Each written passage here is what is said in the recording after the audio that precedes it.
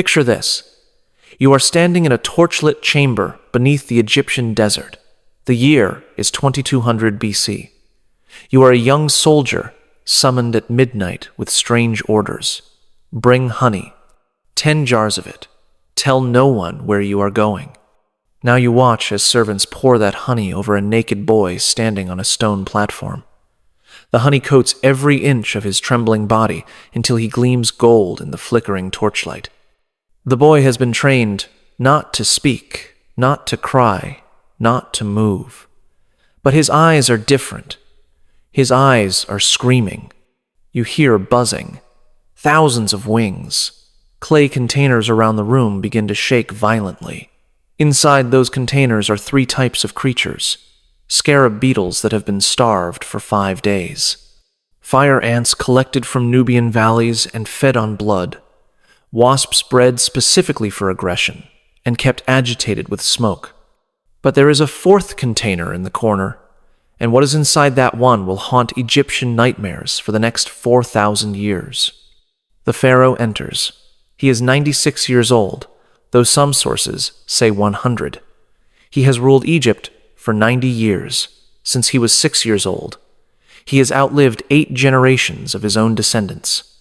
His name is Pepi II, and what happens next will be systematically erased from Egyptian records, but whispered about by priests, documented by foreign observers, and discovered in mass graves that still make archaeologists quit their careers. With one gesture from his withered hand, the servants release the insects. The beetles arrive first, a living carpet of black shells that swarms across the honey-covered skin. Each beetle begins to eat, their mandibles designed to tear through hide far tougher than human flesh. The boy tries not to move, but his muscles betray him, twitching and spasming as dozens of beetles bite simultaneously. Then come the ants, rivers of fire that follow the honey trails, each ant injecting venom that burns like their name suggests. By the time the wasps arrive, the boy's face has already begun to swell, but the wasps ensure that within minutes, his features are unrecognizable, distorted into a mask of agony that barely looks human. The screams that echo off these specially designed walls are not just from pain. They are from the realization that this is entertainment, that his suffering is a performance, that the ancient pharaoh watching from his golden throne is leaning forward not in horror but in fascination, occasionally calling out adjustments like a director perfecting a scene. More honey on the feet. Release another wave of ants. Let the beetles concentrate on the softer areas. This session will last 3 hours. The boy will survive, barely. He will be taken to recovery chambers where skilled physicians will keep him alive, not from mercy, but from economy. He is expensive to replace. He will heal over weeks, fed special foods to restore his strength, treated with salves to minimize scarring. And then, when he has recovered just enough, it will happen again and again, until he ages out of the pharaoh's interest or dies from accumulated trauma. This boy is one of approximately 50,000 children who will disappear into Pepi's chambers over a 94-year reign. But before I tell you how a 6-year-old child became history's most prolific predator, before I explain how an entire civilization restructured itself to feed one man's appetites, you need to understand something that historians rarely discuss. Pepi II was not born evil. He was crafted, shaped, evolved through a perfect storm of unlimited power, childhood trauma, and 9 decades of never experiencing consequences. What you are about to learn is not just ancient history. It is a blueprint that repeats whenever humans gain absolute power for too long. This is the story of how a traumatized child became a god, how a god became a monster, and how 50,000 children brought down the greatest empire on earth with their absence. But before diving into the darkest parts of ancient civilizations, if you enjoy learning about the hidden truths of history, consider hitting that like button and subscribing for more content like this. And please comment below to let me know where you're listening from. Every monster has an origin story. For Pepi II, It began in 2278 BC with blood, betrayal, and a coronation that would shatter a 6-year-old mind into something unrecognizable. His father, Pepi I, died from what officials called a scorpion sting. Strange how that scorpion managed to bypass 14 guards, navigate through 4 locked doors, avoid 2 food tasters sleeping in the antechamber, and deliver a fatal sting that left wounds exactly matching a bronze dagger's width. Even stranger was how the crown prince, Pepi's older brother, died the same week from river fever, despite being in the deep desert for 3 months, nowhere near water. That left little Neferkare, known as Pepi, the 4th son nobody expected to matter. A quiet boy who played with wooden soldiers and followed his mother around the women's quarters. A child so far from succession that no one had bothered to train him for power. Within 7 days, he would be covered in blood, crowned as a living god, and discover something dark within himself that would grow for the next 9 decades. The coronation of a pharaoh was designed to transform human into divine. But what happens when you perform this ritual on a mind too young to understand the difference between symbol and reality? What happens when a 6-year-old truly believes he has become a god? The ceremony began at dawn. The priest stripped the child naked before 3,000 watching nobles. A white bull, specially raised for this moment, was led into the hall. Its throat was cut with such precision that the blood fountained directly into a golden basin large enough to bathe in. The bull's eyes were still blinking when they lifted the child and plunged him into its blood.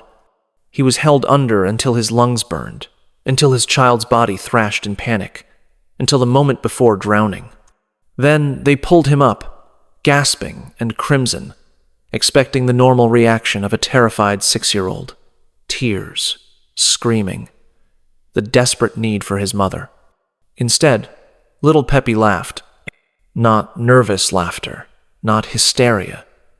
The delighted giggle of a child who had discovered something wonderful. He looked at his blood-covered hands with fascination, licked his fingers to taste it, then asked the priests if he could go under again. The high priest would later write in his private journal that in 40 years of conducting ceremonies, he had never felt such cold terror as when that child smiled through a mask of blood. But the ritual had only begun. Now came the test that would prove divine right to rule, the power over death itself. A prisoner was brought forward, some minor thief who had expected execution, but not like this. He was forced to kneel before the blood-soaked child. The priests handed Pepi a ceremonial bronze blade, a weapon made for adult hands that the 6-year-old could barely lift. His instructions were simple. Remove the head. Prove that the god's power flows through you. The first strike missed entirely. The weight of the blade pulled the child off balance, and he tumbled forward into the pooling blood. The court held its breath. Would he cry? Would this break the illusion? Would he prove himself just a frightened child after all? Pepi stood up slowly, studying the blade with the concentration of a student learning to write. He adjusted his grip, planted his feet differently, and tried again. The second strike caught the prisoner's shoulder, opening a gash that sprayed blood across the front row of nobles. The third shattered teeth. The fourth opened the throat, but failed to sever the spine. Any other child would have stopped when the prisoner stopped moving. But Pepi continued. Strike after strike, learning with each swing, adjusting his technique based on what worked and what did not.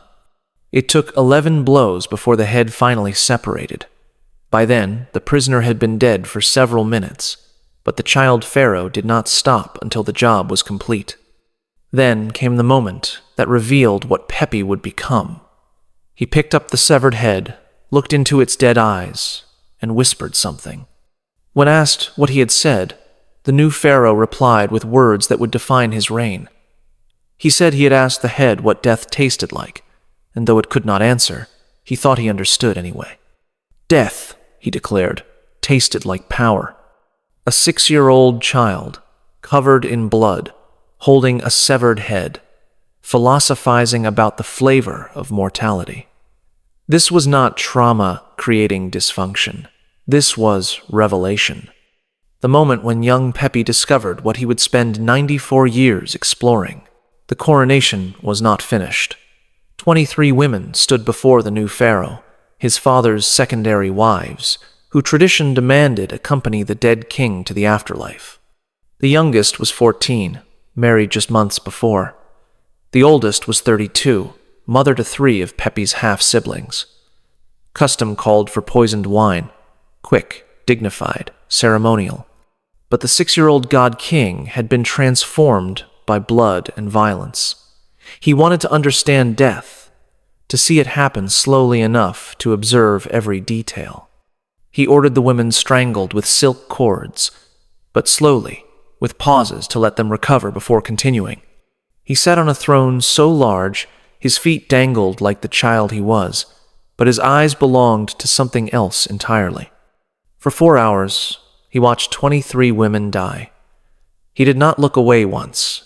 He occasionally asked the executioners to adjust their technique, to vary the pressure, to try different angles. He was not just watching, he was studying, learning the exact moment when panic turned to acceptance, when the body stopped fighting, when the light left the eyes.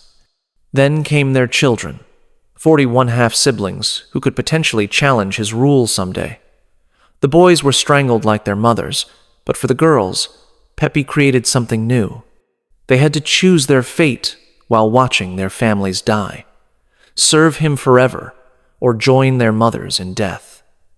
They had to decide in the moment of maximum grief and terror.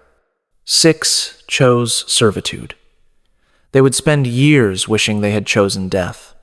One of these girls would survive to tell her story decades later. She described how even as a 6-year-old, Pepi was fascinated by fear. He would keep them in a special wing of the palace, visiting at random hours to simply watch them. He wanted to see how terror affected their breathing, their movement, their sleep. He was particularly interested in the moment when fear became so intense that the mind simply shut down, what he called the divine silence.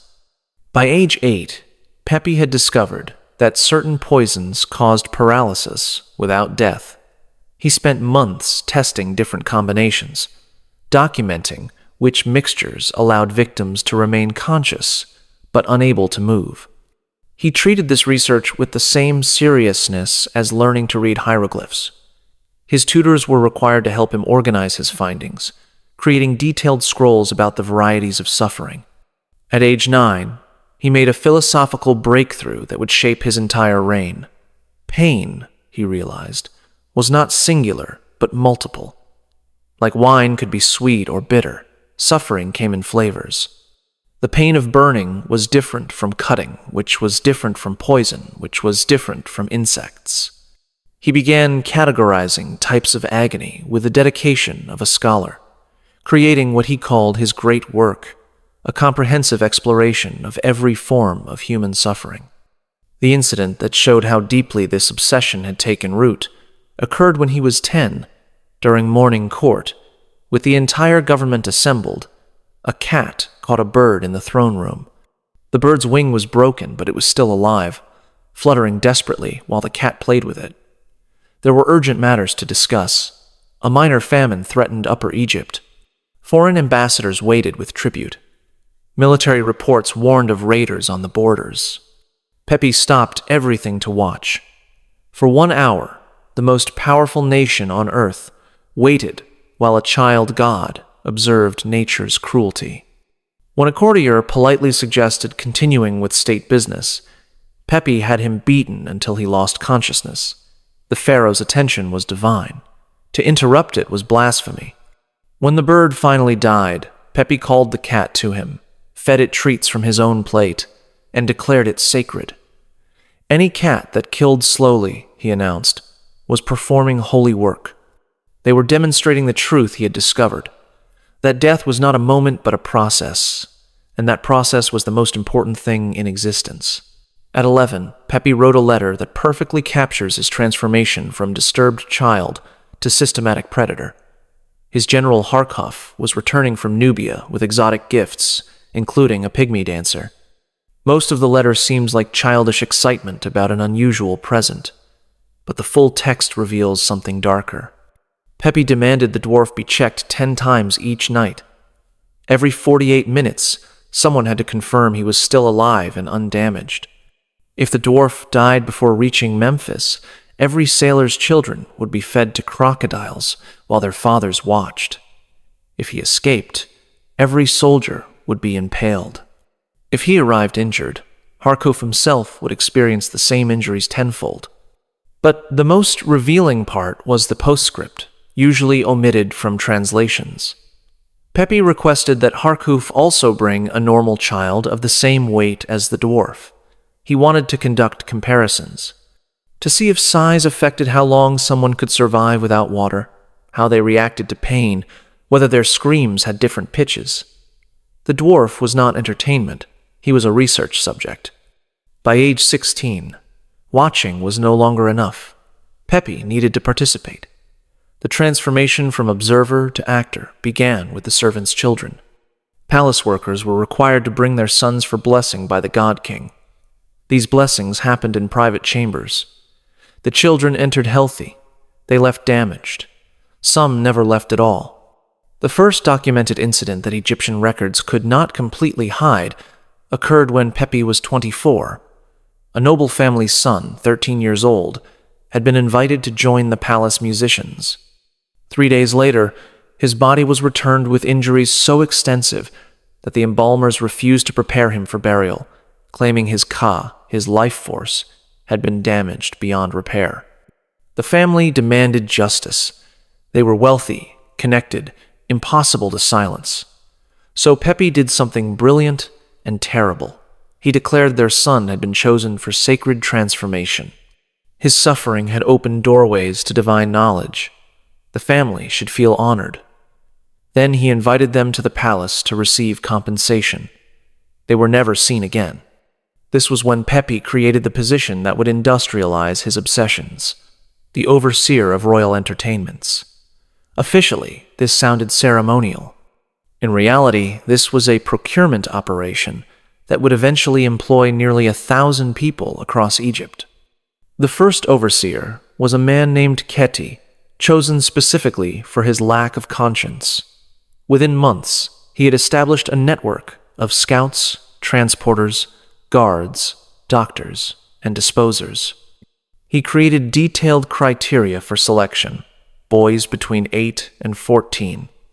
Specific heights, weights, skin tones, even the sound of their voices was evaluated. Pepi preferred higher pitches because his aging ears could hear them better when they screamed. The honey rituals began when Pepi was 52, in his 46th year of rule. By then, individual victims no longer satisfied him. He needed spectacle. He needed ceremony. He needed what he called symphonies of sensation. The idea came from watching warehouse workers who had spilled honey and been swarmed by insects. Pepi observed a young worker covered in biting ants and experienced what witnesses described as a religious revelation. Here was suffering that came from nature itself. Pain that could be blamed on sacred creatures. Torture that looked like divine judgment. The first honey chamber was simple. A single room beneath the palace, walls sealed with bitumen to contain sound, drainage channels in the floor for fluids. But simple was never enough for Pepi. Within a year, it had expanded into a complex of 9 interconnected chambers, each serving a specific purpose. The preparation chamber, where boys were cleaned and oiled. The honey room for the main ritual. The beetle pit, where victims were submerged in thousands of carnivorous scarabs. The serpent chamber for those who had developed resistance to insects. The water room with pools containing things that should not exist. The fire chamber where controlled burning created specific types of pain. The recovery room where victims were kept alive for repeated use. The disposal chamber whose purpose needs no explanation, and at the center, the observation platform where Pepi could watch everything. The honey itself became a precise science. Pure honey attracted insects, but not aggressively enough. Through systematic experimentation on early victims, Palace torturers discovered the perfect formula. Honey mixed with human saliva changed its scent in ways that drove insects into frenzy. Tears added salt that certain species craved. Blood attracted the ones that preferred protein. But the most effective ingredient was fear itself. The pheromones released by terrified children mixed into the honey created an irresistible attractant for predatory insects. The insects were cultivated with similar precision. Scarab beetles fed exclusively on raw meat until they associated flesh with food. Fire ants selected for venom, potency, and aggression. Wasps kept in constant agitation through smoke and vibration. Each species tested to determine optimal starvation periods for maximum violence. A typical session followed strict protocols. The selected boy would be brought in at sunset, when certain insects were most active. He would be stripped, inspected for wounds that might cause premature death, then given a mixture of lotus wine and herbs, not to reduce pain but to prevent loss of consciousness. Awareness was essential. The entire point was that they knew what was happening. The boy would be positioned on a stone platform carved with drainage channels, leather restraints at wrists and ankles, tight enough to prevent escape but loose enough to allow the writhing that Pepi enjoyed watching. Then came the honey application. Servants used brushes made from palm fronds, coating every surface of skin. Special attention was paid to the most sensitive areas, the places that would provoke the most dramatic reactions. The insects were released in calculated waves. First, the beetles, usually 50 to 100, which would consume the honey while also biting into flesh. The boys would begin struggling as dozens of mandibles pierced their skin simultaneously. Then came the ants, hundreds of them, each bite injecting venom that created burning trails across the honey-coated body. Finally, the wasps, whose stings caused immediate swelling that could close eyes, seal mouths, transform faces into unrecognizable masks of agony. Pepi would watch from his platform, occasionally calling out adjustments. More honey on the feet to attract beetles. Release additional ants, but only on the left side to create asymmetric pain. Remove the wasps, but leave the beetles to work longer. He treated each session like a performance he was directing, fine-tuning the suffering for maximum impact. Sessions could last 3 hours or more, paused, and restarted multiple times to prevent death from shock. The boys who survived were taken to recovery chambers where skilled physicians would heal them just enough to endure another session. Some boys went through this dozens of times over months before finally dying or aging out of Pepi's interest. By year 70 of his reign, when Pepi was 76 years old, Egypt had completely reorganized itself around feeding one man's appetites. This was not corruption of an existing system. This was the creation of an entirely new architecture of atrocity. Consider the economics. Egypt produced more honey in Pepi's final 20 years than in the previous century combined. Entire agricultural regions that should have been growing grain were instead growing flowers for bees. This was during a period of climate change when the Nile floods were failing. While Egypt starved, its fields bloomed with flowers to make honey for torture. The human infrastructure was staggering. The overseer of royal entertainments commanded 4 regional directors. Each director managed 10 provincial coordinators. Each coordinator supervised 5 village scouts. That is 200 people whose only job was finding boys. Supporting them were hundreds more: boat builders who modified vessels with hidden compartments for transport, metal workers who forged child-sized restraints, potters who created specialized vessels for insect cultivation, farmers who bred specific insect species, merchants who imported exotic creatures from distant lands. The selection criteria had become absurdly specific. Documents from this period list 47 separate physical requirements. Height had to be within a range of 2 fingers. Weight precise to half a deben. Skin tone was matched against color charts painted on pottery shards. Even the timbre of their screams was evaluated during initial procurement, with preference for tones that Pepi's aged ears could still detect. Villages developed desperate strategies to protect their children. Some claimed plagues that only